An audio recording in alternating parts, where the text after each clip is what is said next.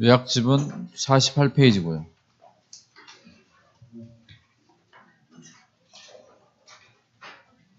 어디 뭐 놀러들을 많이 갔는가? 빈자리가 많네요.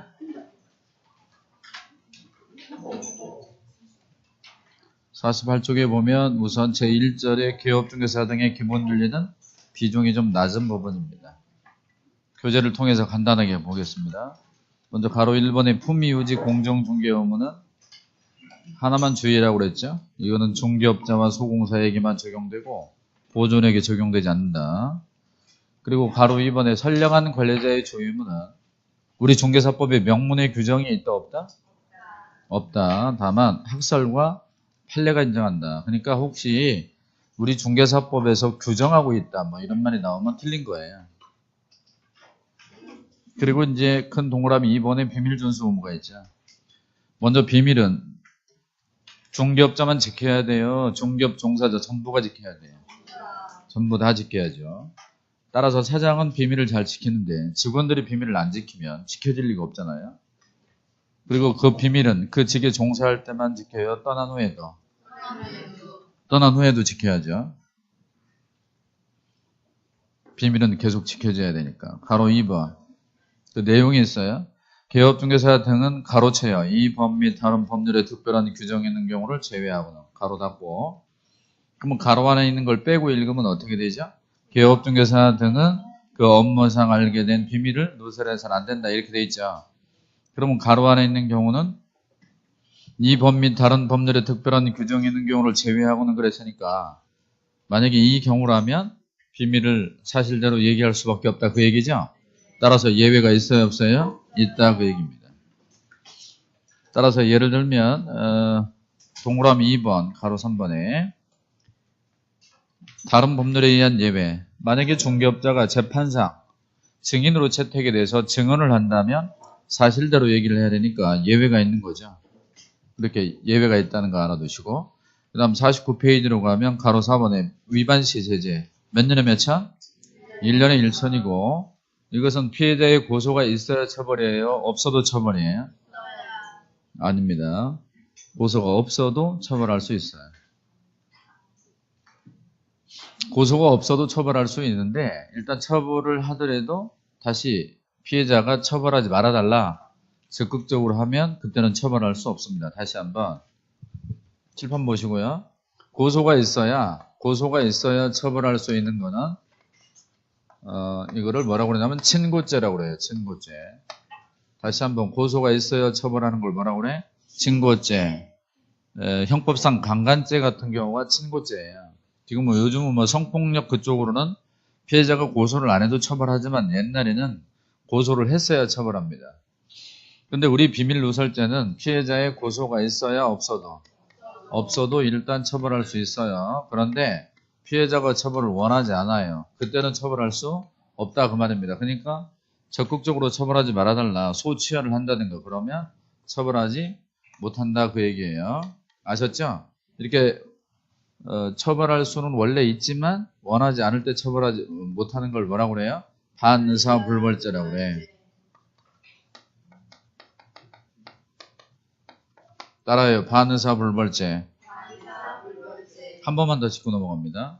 이거는 이제 시험에 나올 수 있는 부분이니까. 피해자가 고소를 해야 처벌할 수 있는 걸 뭐라고? 친고죄. 피해자가 고소하지 않아도 처벌은 일단 할 수 있지만 처벌하지 말아달라. 적극적으로 하면 그때는 처벌하지 못하는 걸 뭐라고? 반의사불벌죄. 구별하시기 바랍니다. 지금은 그리고 없어졌지만 옛날에 있었던 간통죄 지금은 없어졌어요. 근데 그 간통죄 같은 경우도 피해자가 고소를 해야 처벌할 수 있습니다. 고소 안 하면 국가기관이 그걸 알았다고 해서 처벌할 수 있는 게 아니에요. 그런 건 친고죄. 근데 폭행죄라든가 비밀 누설이라든가 명예훼손이라든가 이런 것들은 원래는 처벌할 수 있지만 처벌하지 말아달라 그러면 처벌할 수 없다고 말입니다. 좀 달라요. 여기까지는 가벼운 부분이에요. 49쪽에 제2절 개업중개사 등의 금지행위부터가 이제 적극적으로 시험에 잘 나오는 부분들이죠. 자, 금지행위는 몇 가지가 있어요? 7가지. 우리 중개사법 몇 조? 중개사법 33조에 규정되어 있죠. 금지행위라고. 자, 금쟁이는 먼저 누구에게 적용하느냐?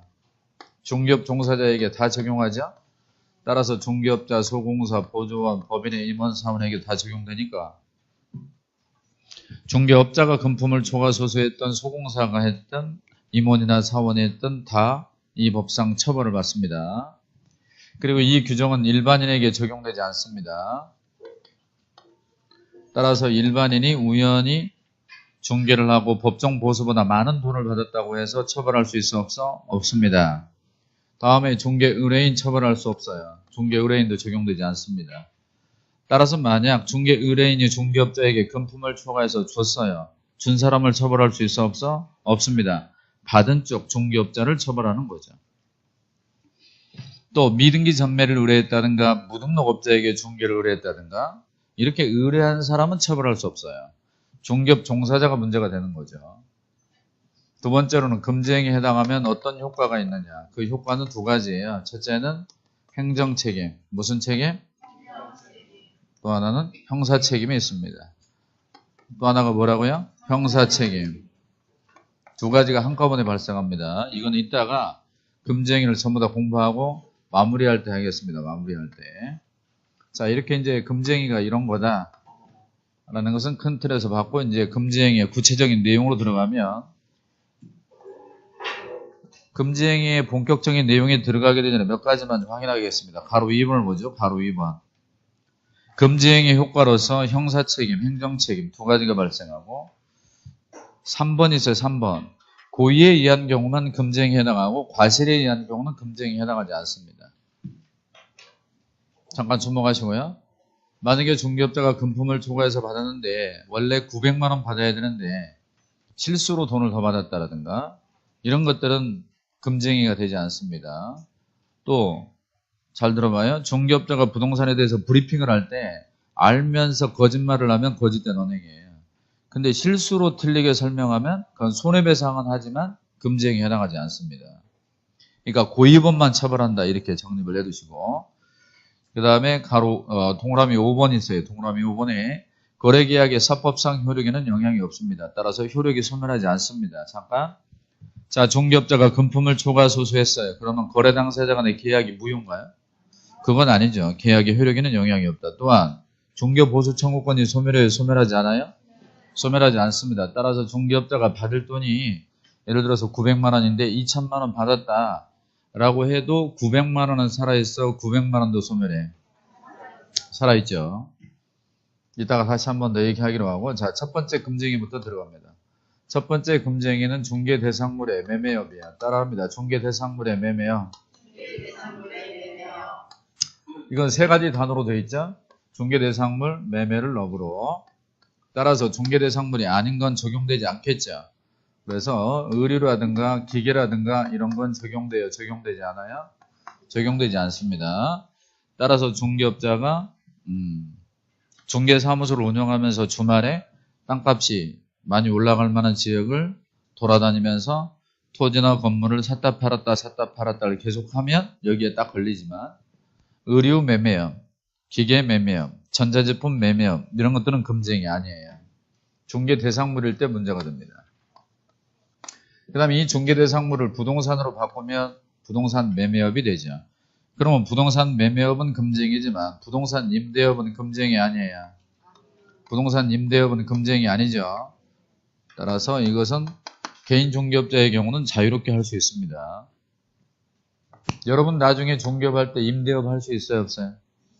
할 수 있겠죠. 근데 법인은 할 수 있어요? 없어요? 법인은 임대업 할 수 없죠. 왜 할 수 없어요? 6가지 겸업을 벗어나니까 못하고 개인은 할 수 있고 그러니까 금지행위가 확실히 아니죠. 분양 대행업은 금지행위 아니에요? 그건 겸업이죠. 개인 중개업자 분양 대행업 할 수 있어요? 없어요?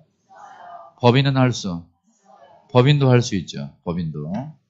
그 다음에 이제 매매를 업으로 한다고 그랬으니까 업으로 하지 않는 매매가 있겠네요. 업으로 하지 않는 매매를 다른 말로 뭐라고 그래? 일회성 매매라고 그래. 자, 이런 거는 허용된다, 금지된다? 허용된다. 다만 의뢰인과의 거래는 안 돼요. 의뢰인과는. 그러니까 중개업자가 이사 가려고 자기 집을 팔고 이사 갈 집을 사고 중개업하려고 상가를 하나 분양받고 이런 것들은 상관없어요. 그러나 의뢰인과 거래하면 안 돼요. 의뢰인과는. 그러면 금지행위가 돼버리니까. 의뢰인과 거래하면 뭐라고 그래요? 직접 거래라고 그러죠. 두 번째 금지행위입니다. 두 번째 금지행위는 뭐예요? 무등록업자와 뭐 하는 거야? 협조하는 거죠.